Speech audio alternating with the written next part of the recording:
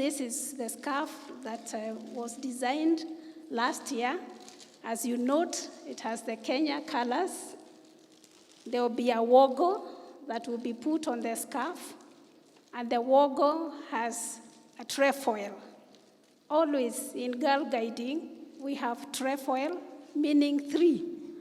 And Your Excellency, this is the 3, including our salute, because we are saying that we are making a pledge, and soon we will all be recommitting that promise.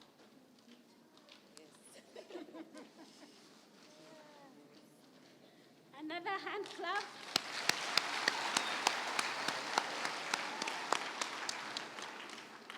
We have here the world scarf, because she will be representing us as well as Kenyan at the global level. So on some other occasion, she'll have opportunity to wear the world scarf, Your Excellency.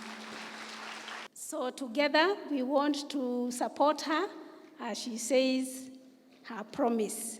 Let's all stand.